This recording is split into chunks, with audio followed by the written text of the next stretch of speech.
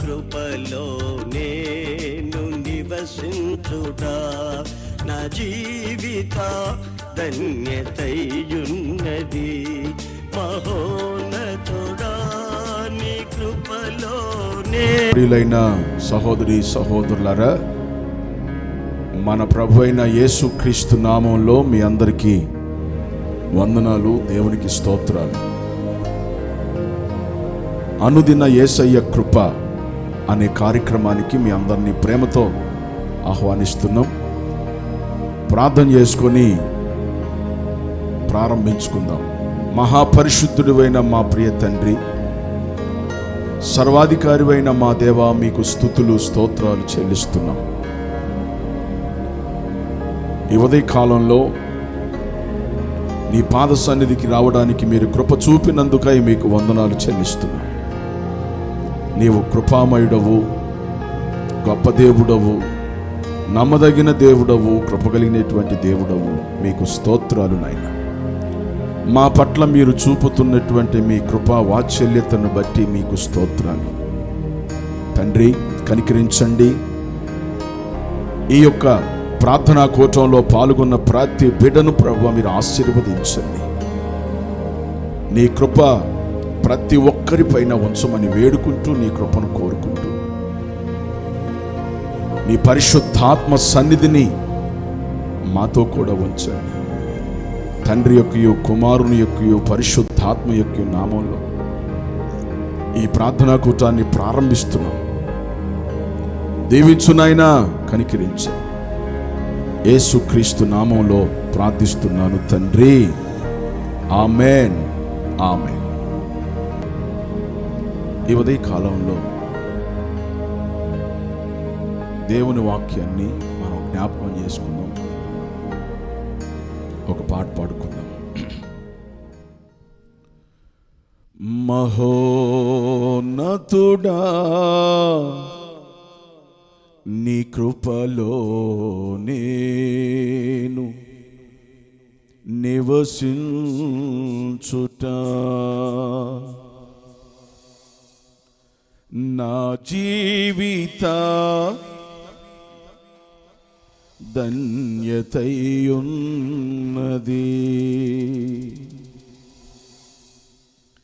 మహోన్నతుడా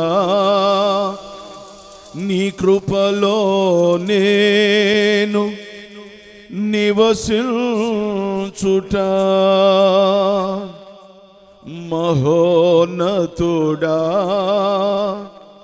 నీ కృపలో నేను నివసించుటా మహోన్నతుడా నీ కృపలో నేను నివసించుటా నా జీవిత ధన్యతయున్నది. మహోన్నతుడా నీ కృపలో నేను నివసించుటా మహోన్నతుడా నీ కృపలో నేను నివసించుటా మహోన్నతుడా నీ కృపలో నేను నివసించుటా నా జీవిత ధన్యతయున్నది.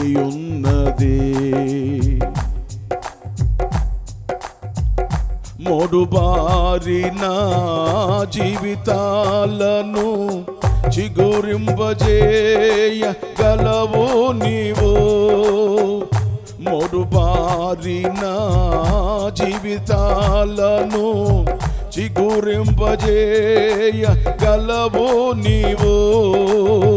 మారా అనుభవం మధురముగా మార్చగలవు నీవు. మారాను మధురముగా మార్చగలవు నీవు. మహోన్నతుడా నీ కృపలో నేను నివసించుటా నా జీవిత ధన్యతయున్నది.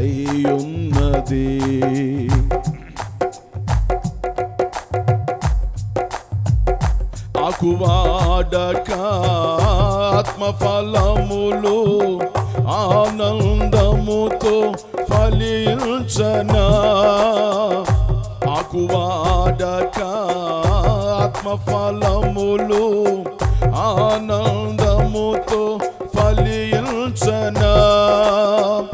జీవజలములా ఊట అయినా నీవోరలో నన్ను నాటితివా.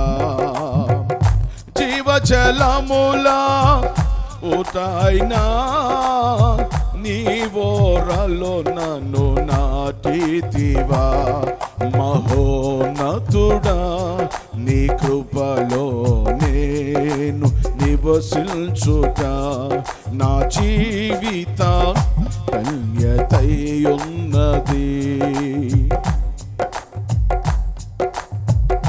ఆకువాడక వాడబారని శ్వాసము నాకై పరమందు దాచి ఉంచితివా. వాడబారని శ్వాసము నాకై పరమందు దాచి ఉంచితివా. వాగ్దాన ఫలము అనుభవింపా నీ కృపలో నన్ను పిలచితివా.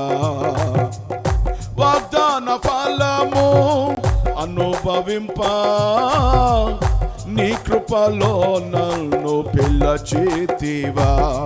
మహోన్నతుడా నీ కృపలో నేను నివసించుట నా జీవిత ధన్యతయున్నది. మహోన్నతుడా నీ కృపలో నేను నివసించుట. మహోన్నతుడా నీ కృపలో నేను నివసించుట.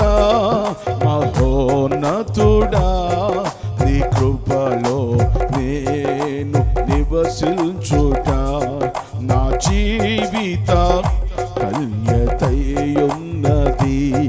నా జీవిత ధన్యతయున్నది. హల్లెలూయా. దేవునికి మహిమ కలుగునుగాక.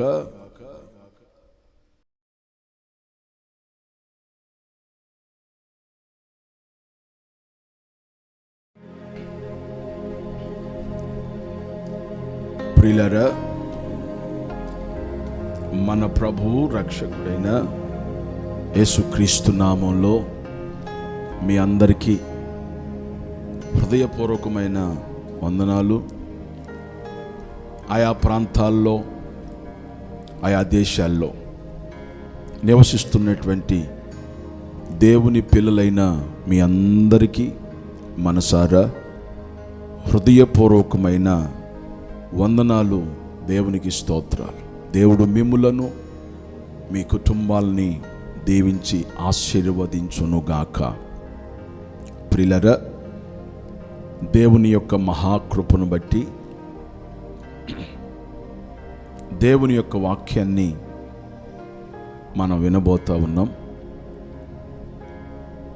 ఈ యొక్క సమయంలో వాక్యాన్ని ధ్యానం చేసుకుందాం. మీరందరూ కూడా బాగుండాలి, ఆధ్యాత్మికంగా ప్రతి ఒక్కరూ బలపరచబడాలి.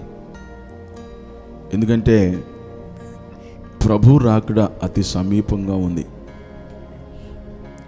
వాక్యములో మనం ఎంత ఎదిగితే అంత మంచిది. అంటే మనము అనుదినము దేవుని యొక్క వాక్యము వినుట ద్వారా, అంగీకరించుట ద్వారా, వినాలి, అంగీకరించాలి. దీని ద్వారా మనము ప్రభు యొక్క రాకడకు మనం సిద్ధపడి ఉండగలుగుతాం. ఈ యొక్క అనుదినము ఎందుకు మనం దేవునితో గడపాలి అని అంటే, ప్రియులారా, అనుదినము ఆయన కృప మనం పొందుకుంటూ ఉండాలి. కాబట్టి ఆయన కృపకు ఎవరు కూడా దూరం కాకూడదు. దేవుని వాక్యంలో రాయబడింది. ఈ సమయంలో కొద్ది నిమిషాలు దేవుని వాక్యాన్ని ధ్యానం చేసుకుందాం. ఆదికాండం 6వ అధ్యాయం 8వ వచనంలో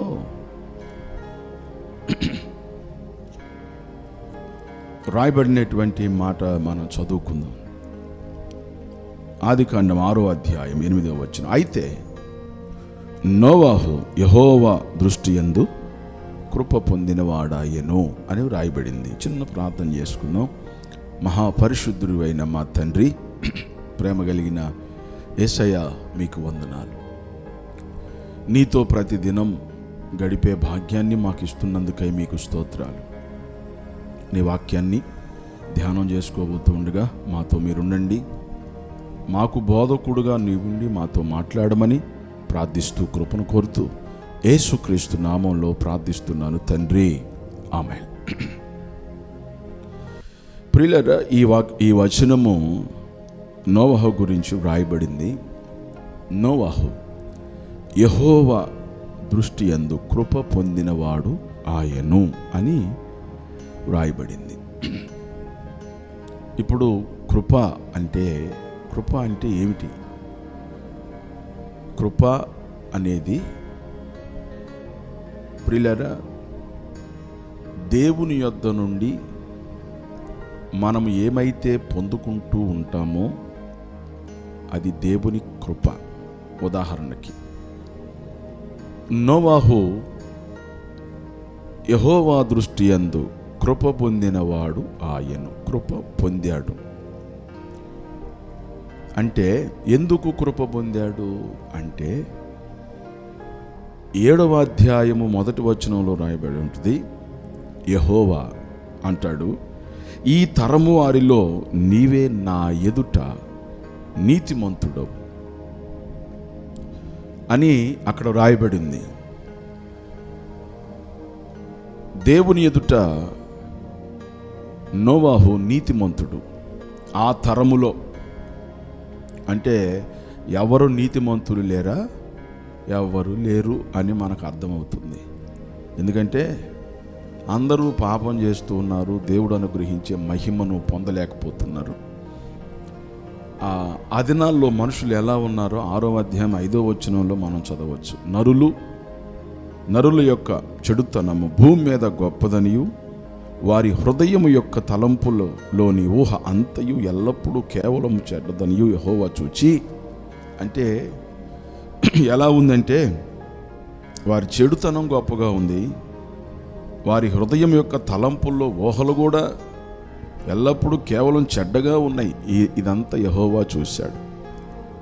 కానీ నోవాహులో ఏ చెడుతనం లేదు, నోవాహులో ఏ పాపం లేదు, నోవాహులో మంచి తలంపులు ఉన్నాయి, మంచి ఆలోచనలు ఉన్నాయి. అందుకే దేవుడు నోవాహును చూసినప్పుడు నోవాహు దేవుని ఎదుట నీతివంతుడిగా ఉన్నాడు. కాబట్టి నోవాహు కృప పొందుకున్నాడు, దేవుని యొక్క కృప పొందుకున్నాడు. తర్వాత మనం గమనించినప్పుడు ఏదైతే మన జీవితంలో కలిగి ఉంటామో అది దేవుని యొక్క కృప. ఉదాహరణకు మనము ఒక వస్తువు ఏదైనా కొన్నాం అనుకోండి, లేకపోతే పొందుకున్నాం అనుకోండి, అది దేవుని కృప. రెండవది, మనం రక్షణ పొందాం అంటే అది దేవుని కృప. మనం రక్షణ పొందవలసి ఉంది కాబట్టి పాపము నుంచి విడుదల పొందవలసి ఉంది. మనము రక్షించబడటానికి కూడా దేవుని యొక్క కృప. ఇలా మనం గమనిస్తూ వచ్చినప్పుడు ఏదైతే మనము పొందుకుంటూ ఉంటామో అది దేవుని కృప.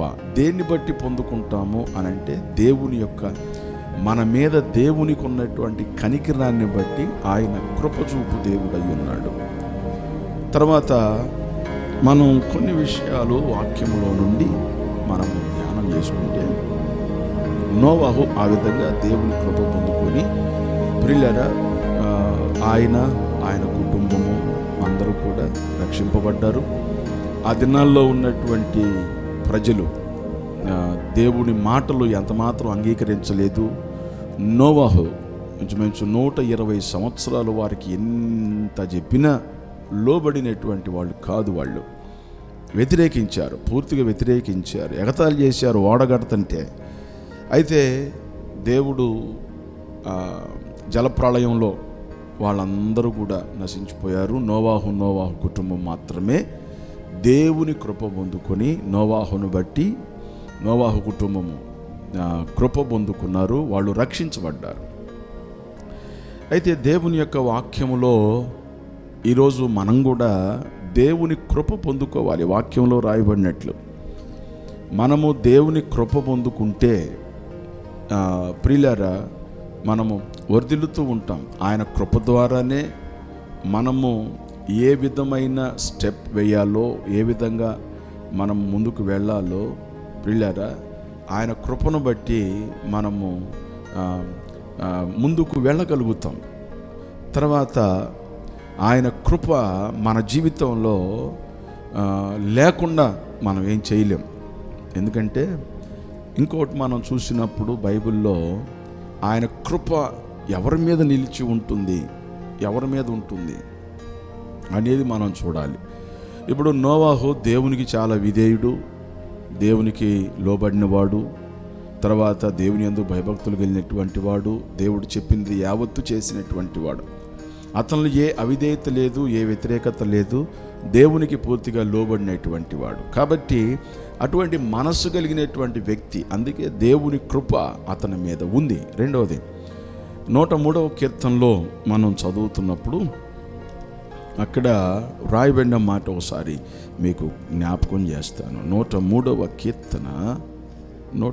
కీర్తనలో ఏం రాయబడి ఉంది అని అంటే 11వ వచనం, భూమి కంటే ఆకాశం ఎంత ఉన్నతముగా ఉన్నదో ఆయన యందు భయభక్తులు కలిగినటువంటి వారి ఎడల ఆయన కృప అంత అధికముగా. ఇది అధికమైనటువంటి కృప పొందుకుంటామో ఇది అధికమైనటువంటి కృప. అంటే అధికమైన కృప ఎవరు పొందుకుంటారంటే యెహోవా యందు భయభక్తులు కలిగినటువంటి వారు. ఇది చాలా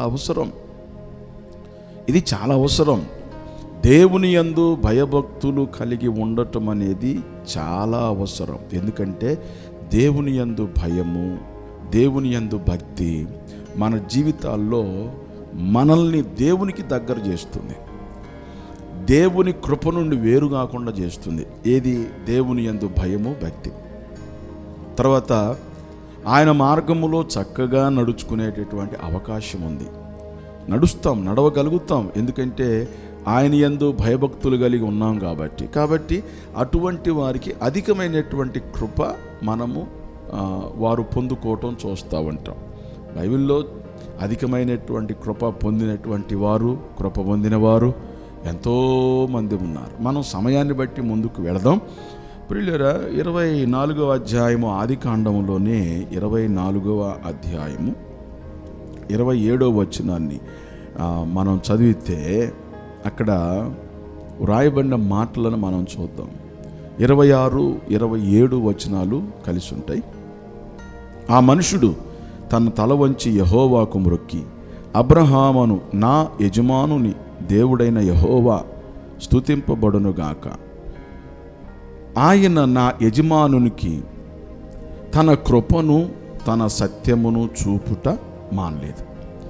నేను త్రోవలో నుండగానే యెహోవా నా యజమానుని బంధువులు ఇంటికి నన్ను నడిపించెను. ఇక్కడ అబ్రహాము దాసుడైన తర్వాత ఎలియాజరు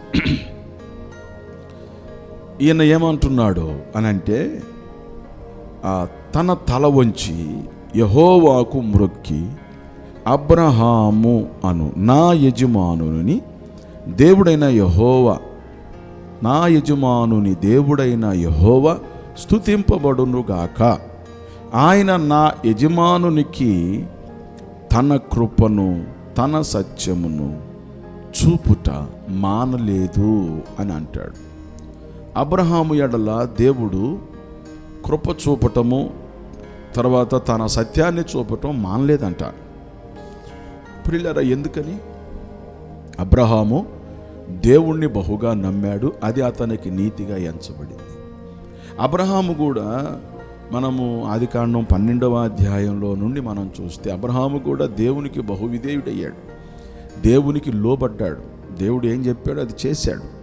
కాబట్టి ఈరోజు ప్రియులారా మనం కూడా అదే చేయాలి. అందుకే దేవుడు ఈ భక్తులను మన ఎదుట దేవుడు ఉంచాడు. కాబట్టి ఇది ప్రతి ఒక్కరు గమనించాలి. అబ్రహాము పట్ల దేవుడు తన కృపను చూపటం మానలేదంట. ఎందుకని?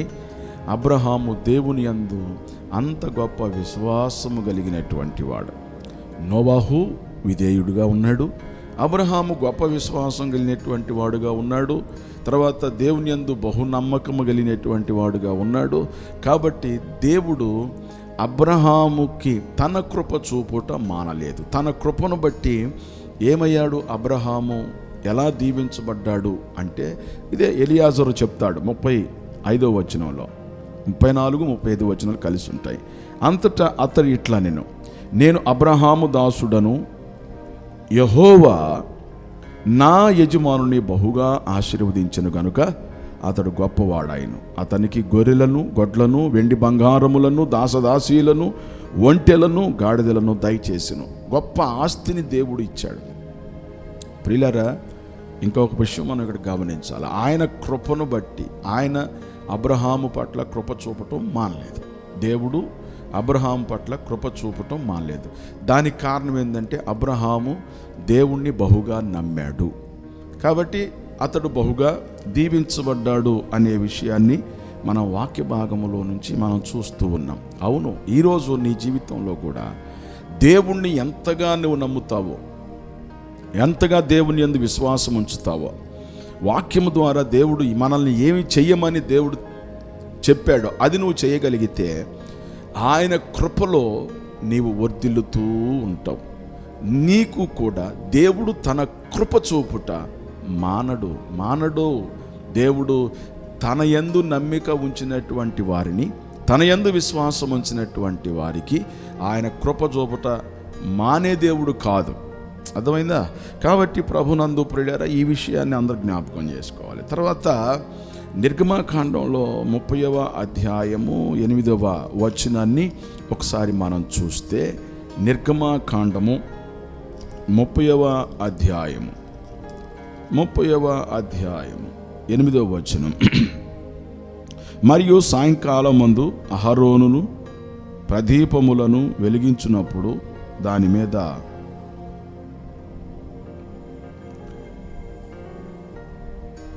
మీద ధూపము వేయవలెను. అది మీ తరములకు యెహోవా సన్నిధిని నిత్యమైన ధూపము. మీరు దాని మీద అన్య ధూపమునైనను, దహన బలి సంబంధమైన ద్రవ్యమైనను, నైవేద్యమైనను అర్పించకూడదు. దేవునికి స్తోత్రం కలుగునుగాక. Praise the Lord. అందరూ ఒకసారి 2 చేతులెత్తి దేవునికి స్తోత్రం చెప్పాలి.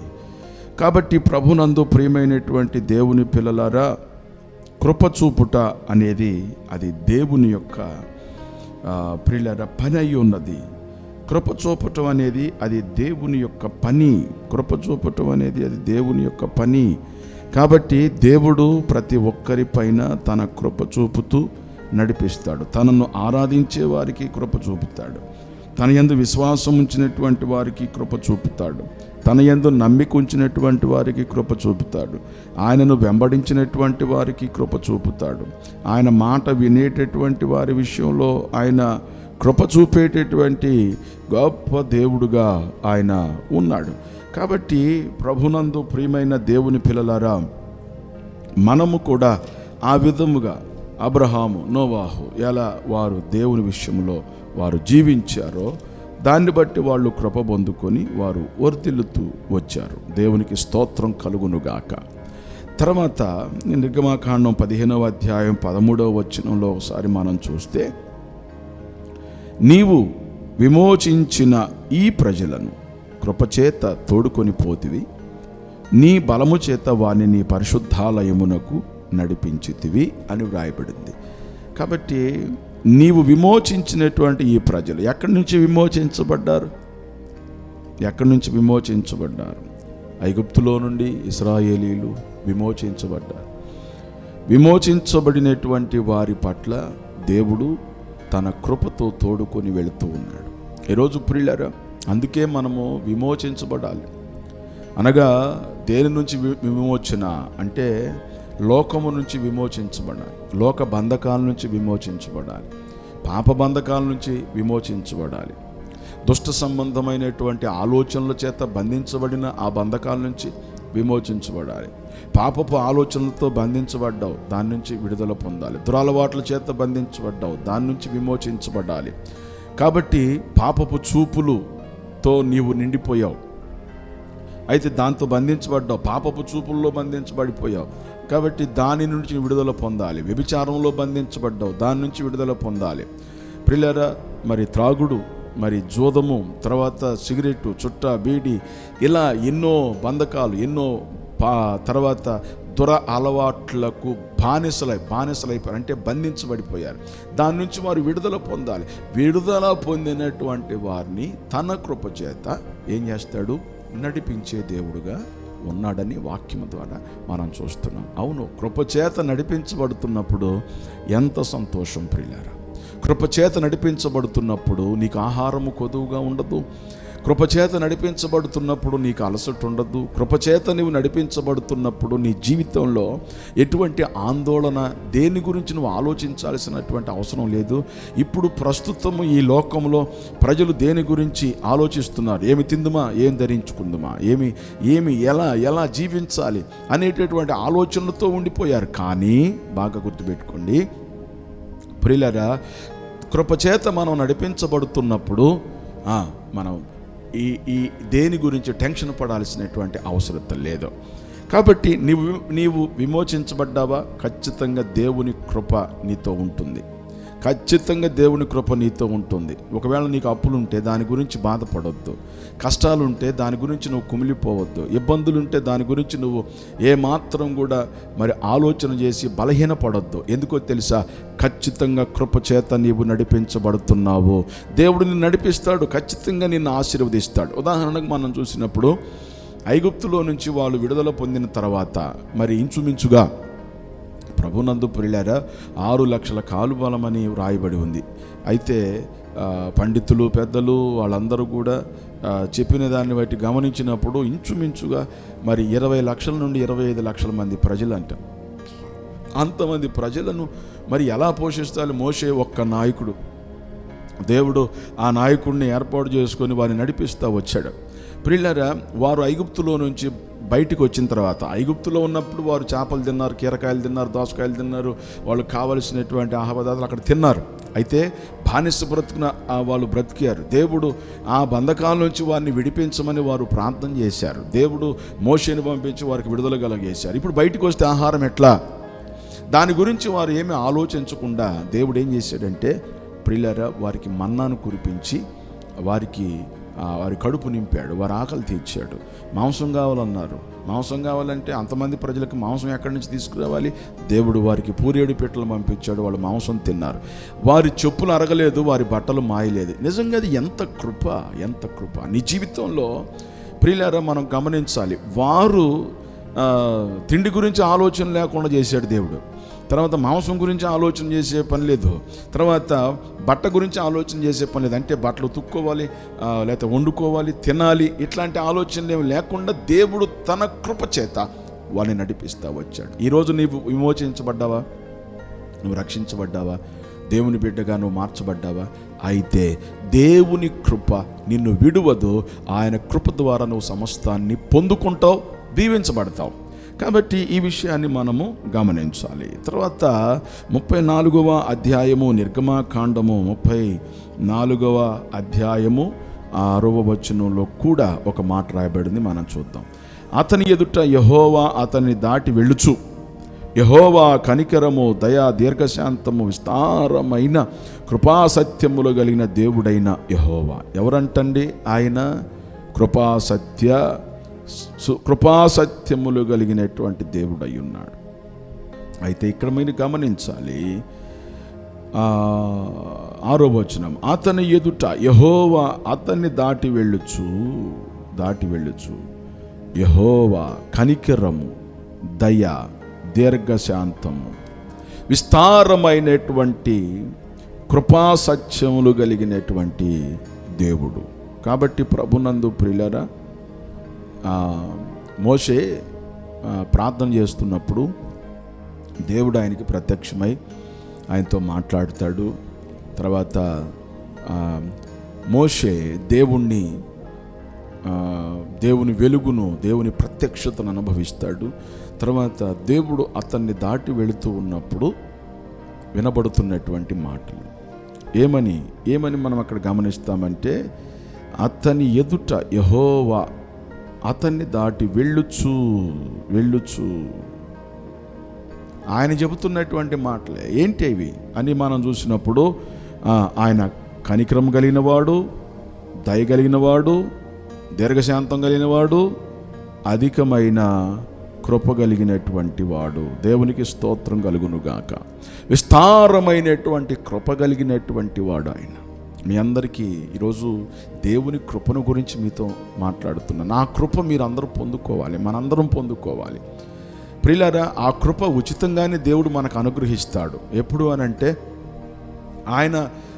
ఆయన మనకు ఏమైతే సెలవిచ్చాడో దాన్ని బట్టి మనం చేసినప్పుడు. అయితే ఇక్కడ గమనించాలి, కృప అనేది ఆయన గురించి ఏం చెప్పబడిందంటే, ప్రియులారా, విస్తారమైనటువంటి కృప కలిగినటువంటి దేవుడు. అవును, ఈరోజు విస్తారమైనటువంటి కృపలు దేవుడు నీకు అనుగ్రహించబోతున్నాడు. ఎందుకంటే ఆయన గొప్ప దేవుడండి, ఆశ్చర్యకరుడైన దేవుడండి, మహోన్నతుడైన దేవుడండి. కాబట్టి ఆయనకి మించిన దేవుడు లేడండి. ఆయన భూమి ఆకాశములు సృష్టించినటువంటి దేవుడు ఆయన. కాబట్టి ఆయనకి ముందుగానే, ఆయన తర్వాత కానీ ఎవరున్నారండి? ఆయన సృష్టికర్త, ఆయన సృష్టికర్త. కాబట్టి ఆయన దేవుడు సృష్టిని సమస్తమును చేశాడు. ఆకాశం భూమిని చేశాడు, భూమిలో ఉన్న సమస్తాన్ని చేశాడు, మానవుని చేశాడు, తన పోలికతో తన స్వరూపమందు మానవుని చేశాడు. అయితే ఇప్పుడు మనం గమనించాలి, ఇక్కడ ఇంత గొప్ప దేవుడు ఎలాంటి వాళ్ళంట? విస్తారమైనటువంటి కృపాసత్యములు కలిగినటువంటి దేవుడు. కాబట్టి ఆయన తన బిడ్డల ఎడల విస్తారమైనటువంటి కృప చూపించగలిగినటువంటి వాడు. ఈరోజు ఒకవేళ దేవుణ్ణి అపార్థం చేసుకుంటున్నావేమో. కొన్నిసార్లు మన క్రియలు బాగోనప్పుడు మన క్రియల్ని మనం చూడం, లేకపోతే మన ఆలోచనలు మనం చూడం, మన యొక్క తలంపులు మనం చూడం, మనం ఎట్లా ఉన్నామో మనం చూసుకోం. దేవుడు ఏం చేయట్లేదు, నేను దేవుని యొద్ద నుండి ఏం పొందుకోవట్లేదు అని ఎలా ఆలోచన చేస్తారే తప్ప, నీ లోపం ఏందో నువ్వు చూసుకోవాలి కదా. దేవునికి తెలుసు మన లోపాలు ఏమిటో.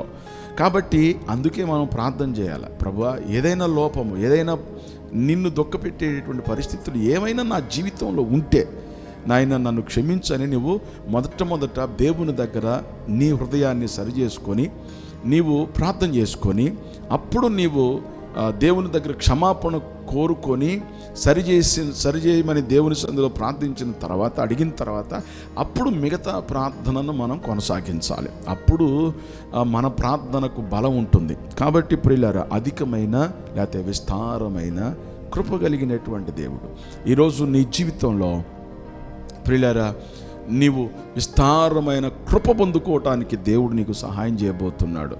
కాబట్టి ధైర్యంగా ఉండు, దేవుని కృప నిత్యము నీకు తోడుగా ఉంటుంది. తర్వాత ఇంకొక మాట ప్రియులారా నేను మీకు తెలియచేస్తాను. 1-2 వాక్య భాగాలు మీ ముందు పెడతాను. ద్వితీయోపదేశకాండం 7వ అధ్యాయము 9వ వచనాన్ని ఒకసారి మనం చూసినప్పుడు, ద్వితీయోపదేశకాండం 7వ అధ్యాయము 9వ వచనాన్ని మనం చూసినప్పుడు అక్కడే వ్రాయబడి ఉంది, కాబట్టి నీ దేవుడని యెహోవా తానే దేవుడనియో, తన్ను ప్రేమించి తన ఆజ్ఞలను అనుసరించు నడుచుకొని వారికి తన నిబంధనను స్థిరపరచువాడనియో, 1000 తరముల వరకు కృప చూపువాడనియో, నమ్మదగిన దేవుడనియో, తన్ను ద్వేషించు వారిలో ప్రతి వారిని బహిరంగముగా నశింపజేయుటకు వారిని దండన విధించుటయో నీవు తెలుసుకొనవలెను. ఈ మాట మనం గమనించినప్పుడు నిజంగా ఎంత అద్భుతంగా దేవుని గురించి వ్రాయబడింది. కాబట్టి నీ దేవుడని యెహోవా తానే, మొట్టమొదటి గమనించాలి, తానే దేవుడనియు. మత్తయి సువార్తలో యేసు ప్రభు పుట్టబోయే ముందు దేవదూత యేసేపు కనపడి చెబుతున్న మాట ఏంటంటే, తన ప్రజలను వారి పాపముల నుండి ఆయనే రక్షించును. ఆయనే అనే మాట, తర్వాత తానే అనే మాట, అంటే యెహోవాయే దేవుడు. తర్వాత యేసు ఆయనే రక్షించును, అంటే ఆ రక్షకుడే మనకు ఒక దేవుడై ఉన్నాడు. కాబట్టి ప్రియులారా, ఆయనే దేవుడు. తన్ను ప్రేమించి తన ఆజ్ఞలను అనుసరించి నడుచుకొనిన వారికి తన నిబంధన, ఈ మాట వినండి, ఆయన తానే దేవుడు. ఇక్కడ ప్రాముఖ్యమైన మాట, తన్ను ప్రేమించి అనగా దేవుణ్ణి ప్రేమించి తన ఆజ్ఞలను అనుసరించి నడుచుకునే వారికి, తన ఆజ్ఞలను అనుసరించి నడుచుకునే వారికి, స్పష్టంగా వినాలి మాట, తన ఆజ్ఞలను అనుసరించి నడుచుకునేటటువంటి వారికి తన నిబంధనను స్థిరపరుస్తాడు. ఎవరికి? తన ఆజ్ఞలను అనుసరించి నడిచే వారికి తన నిబంధనలు స్థిరపరుస్తాడు. అనుసరించని వారికి నిబంధనలు స్థిరపరచడం. ఇది మనం వెంటనే అర్థం చేసుకోవాలి. అందుకని మనం ఏం చేయాలి? నిబంధన మన పట్ల స్థిరపరచబడాలి అని అంటే ఆయనను ప్రేమించాలి, ఆయన ఆజ్ఞలను అనుసరించాలి. నెక్స్ట్ తర్వాత ఏం రాయబడి ఉంది? 1000 తరముల వరకు కృప చూపువాడు. కృప ఎప్పటి వరకు చూపుతాడు? ఎవరికి చూపుతాడు? ఆయనను ప్రేమించి ఆయన ఆజ్ఞలను అనుసరించు వారికి 1000 తరాల వరకు కృప చూపుతాడు. కాబట్టి ప్రియులారా, ఈ మాట అందరూ జ్ఞాపకం చేసుకోవాలి. అంటే ఆయన కృప మారని కృప, ఆయన కృప ఎడబాయని కృప, ఆయన కృప మరిచిపోని కృప. కాబట్టి ఎవరి ఎడల ఇలా జరుగుతుంది?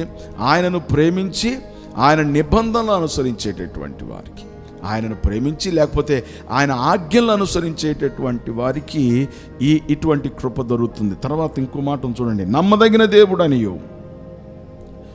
ఎంత గొప్ప మాటలు ప్రియులారా! ఈరోజు ఉదయ కాలంలో వాక్యం వింటున్నటువంటి దేవుని పిల్లలారా, మీ జీవితాల్లో మీరు కృప పొందుకోవాలి. చివరికి ఈ మాట వినండి ప్రియులారా.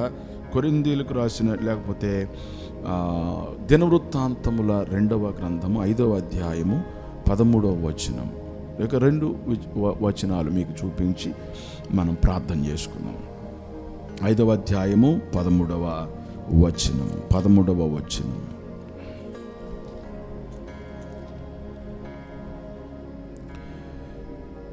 వారితో కూడా బోరలు ఊదు యాజకులు 120 మంది నిలిచిరి.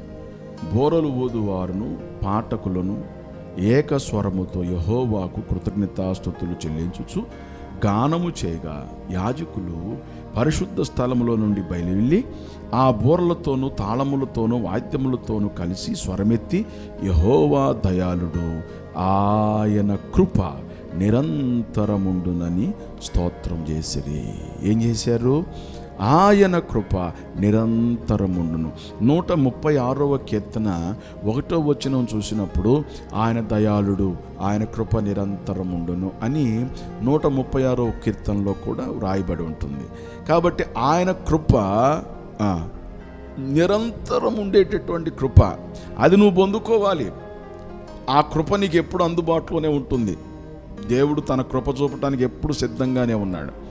ప్రియులారా, ఒక మాట గమనించినప్పుడు కృప దయ ఇవన్నీ కూడా దగ్గర సంబంధాలతో కూడినటువంటి మాటలు.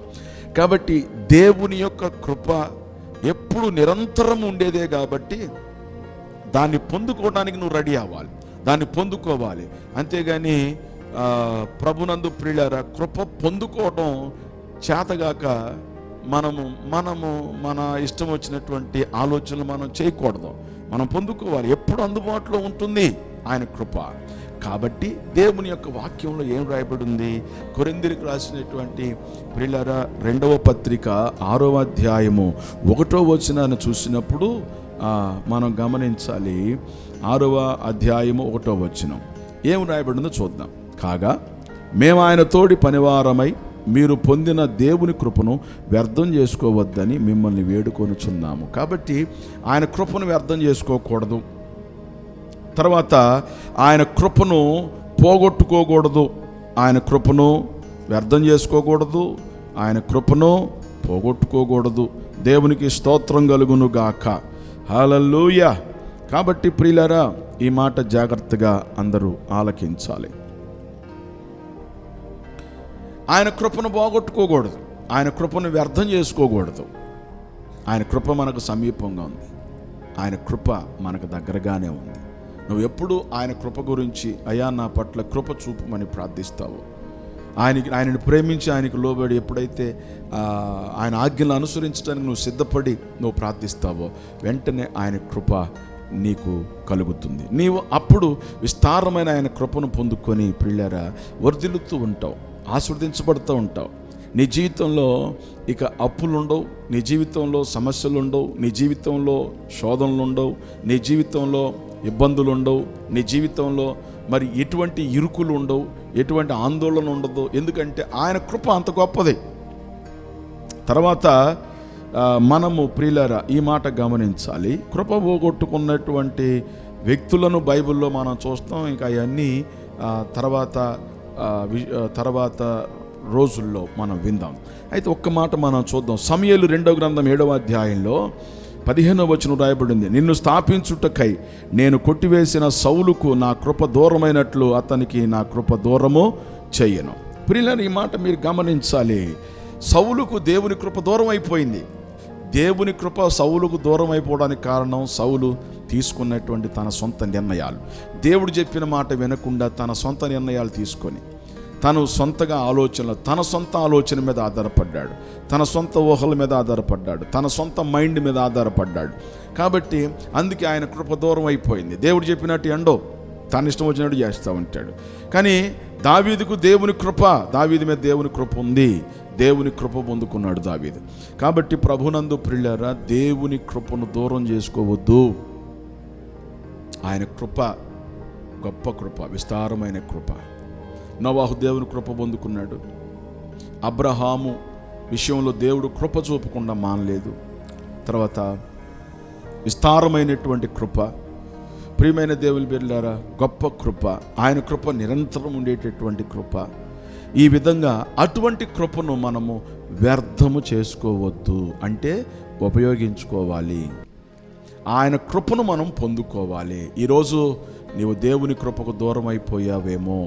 నువ్వు కారణం ఏంటంటే నువ్వు దేవుని మాట వినకుండా ఆయనకు దూరం అయిపోయావు, ఆయన మాటకు విధేయత చూపించలేకపోతున్నావు. ప్రియులారా, మరి ఈ రోజైనా ఆయన కృప నువ్వు పొందుకోవటానికి సిద్ధపడతావా?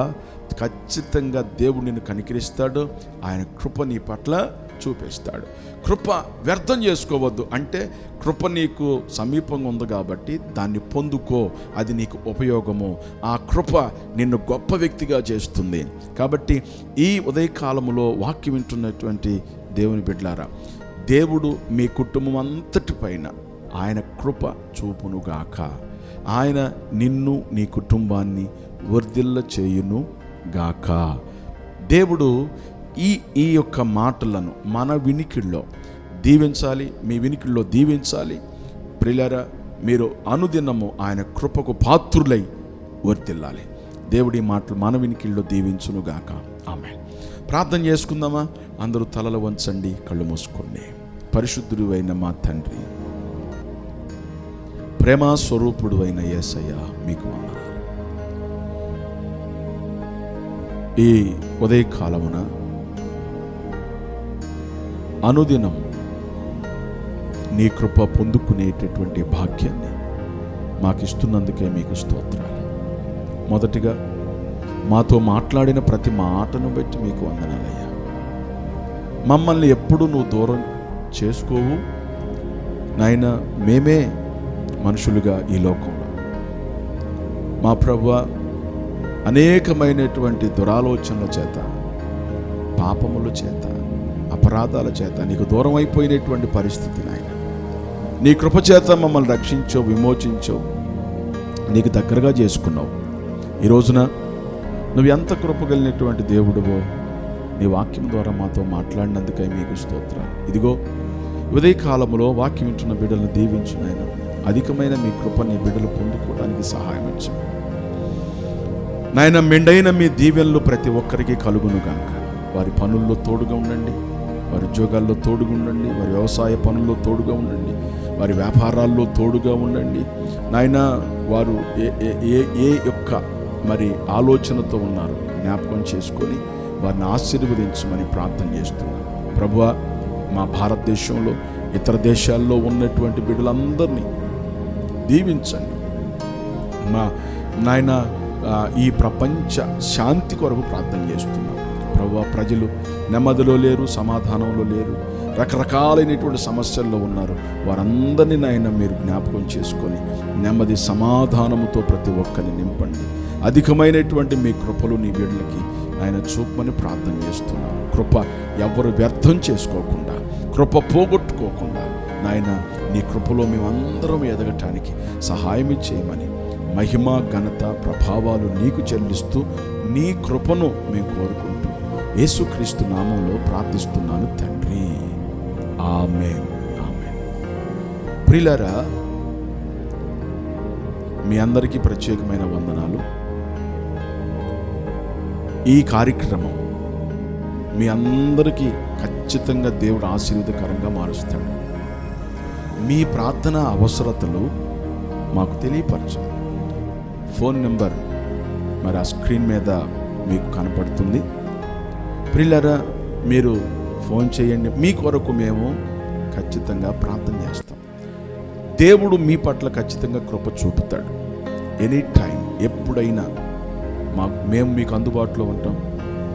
మీరు మాకు ఫోన్ చేయొచ్చు, ప్రార్థన చేస్తాను. ప్రియులారా, ఏ విషయంలో మీరు బాధపడాల్సిన అవసరం లేదు. ఎందుకంటే మెస్సయ్య మినిస్ట్రీస్ ద్వారా ఈ యొక్క కార్యక్రమాన్ని మీకు అందిస్తున్నాం. దేవుని మహాకృపలో ఈ పరిచర్యను దేవుడు అధికముగా దీవిస్తూ వర్ధిల్ల చేస్తున్నాడు. అందుకే మీ అందరికి కూడా దీవెనకరంగా ఉండాలని మీ ముందుకు వస్తా ఉన్నాం. కాబట్టి ప్రియులారా, ప్రార్థన ప్రియులారా చేయండి. మీరు ప్రార్థన చేయించుకోవడానికి ఏ సమయమైనా పర్వాలేదు, మీరు ఫోన్ చేయండి. మీ కొరకు మేము ప్రార్థన చేస్తాం. God bless you. దేవుడు మిమ్మల్ని దీవించి ఆశీర్వదించును గాక.